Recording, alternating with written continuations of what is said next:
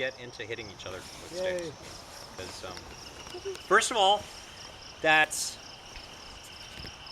kind of what we're here for. Second of all, it really, in terms of, I don't spout that much about the whole SLA philosophy, but the idea that,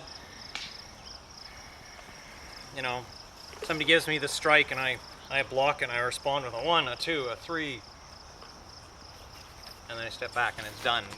It's antithetical to what we do. We have to do things, again, our tenets for aliveness, right? In real time, with unrehearsed motion against a resisting opponent. We can scale them up, we can scale them down.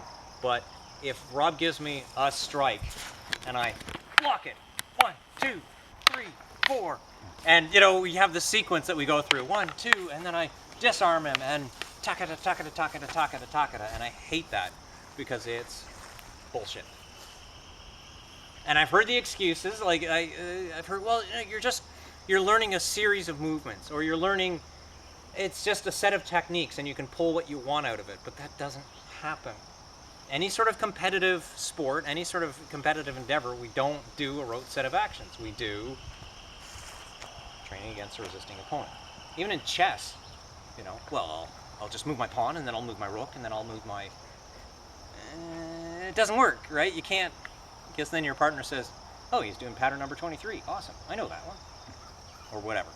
Doesn't matter. So yeah, so for us, the big thing is that I don't know where he's going to throw. He might wind up with that big number 1, and it might go low.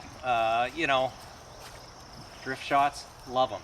They're a great example of aliveness because nobody's ever going to say, all right, now your opponent, he comes up with a 1, but in actuality, he is going for a low strike, and you should be aware. You know, it doesn't work.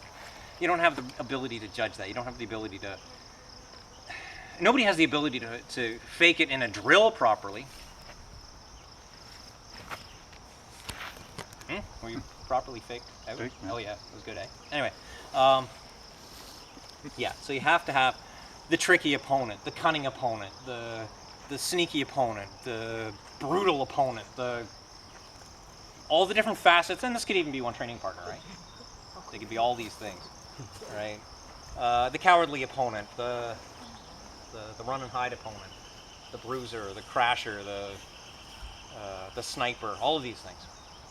Okay, so let's get a partner and we'll do some nice light carenza. At this point, just thinking about, first of all, you've got 2 sticks. So thinking about getting either one stick doing the job or the other stick doing the job or 2 sticks doing the job. But you'll notice here I'm trying to keep in contact with it. Avoiding... I'm a right-handed person. Or, you know, for the lefties in the room. Trying to think, my hands are 2 independently functioning individuals. All right? 2 guys against me. You know, if your opponent is just doing this, awesome. If you can channel 2 hands doing things independently, then you're set. So, partner up, double sticks, carenza, please.